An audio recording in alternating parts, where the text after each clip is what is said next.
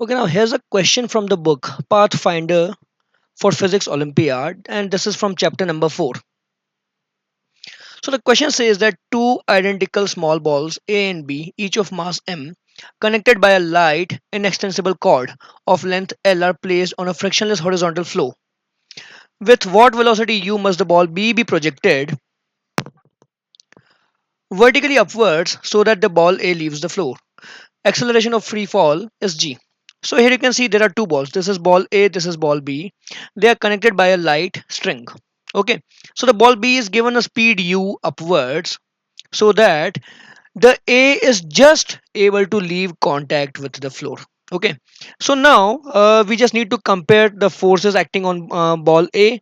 So there are three forces: tension, normal force, and gravity. So obviously when the ball is just leaving the contact with the floor, normal force will become zero, so tension should balance mg. Now we need to find a moment when this should happen, because there are many moments possible when tension is continuously changing. So we need to find the moment that will give us the minimum situation. Okay, so there are two possibilities: that either the string is making some angle with the horizontal. So this is your string, this is the ball A, and tension is like this, and mg downwards. So in this situation, a component of tension will balance mg so that normal force becomes zero. Another possibility is that the string is completely vertical. Okay, and then the tension is balancing mg. So what should we choose, the tension at some angle or at the vertically upward situation? So for that, try to understand that the ball B is undergoing vertical circular motion with respect to ball A. And we know that for vertical circular motion, the tension is minimum at the highest point. So we want the minimum tension to be equal to mg. Okay, this tension will be more than the minimum value, and therefore the ball will leave contact for a longer duration. It will not just develop the tendency. Okay, so we want this situation when string becomes vertical, and in that situation t will become equal to mg. So let's just remove this part. Okay, so when the string becomes vertical, so these are the balls A and B will be at the top, and they have got a velocity. Let's say the ball B has got velocity vb and the ball A has velocity va. Now let's first apply momentum conservation. Initial situation says that there is no initial horizontal momentum.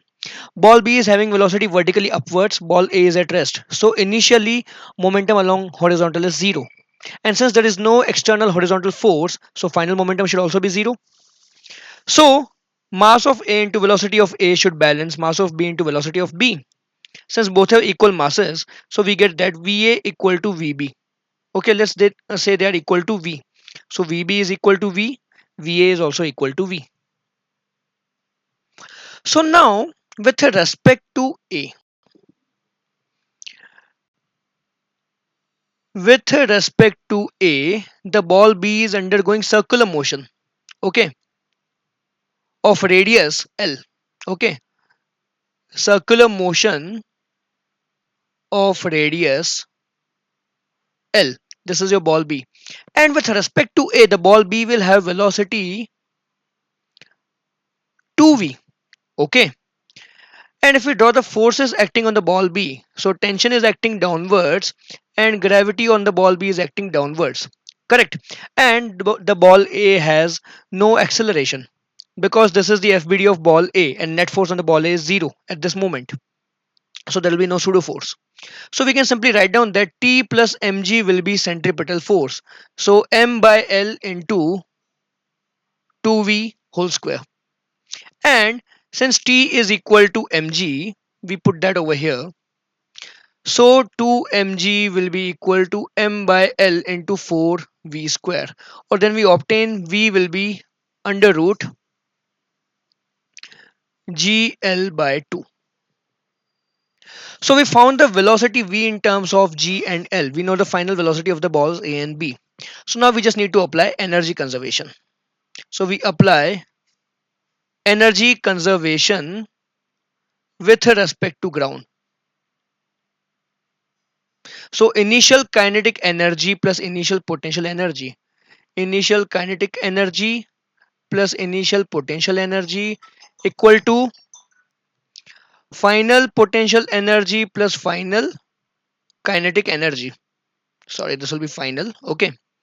So initial kinetic energy is how much? Only the ball B is having velocity u.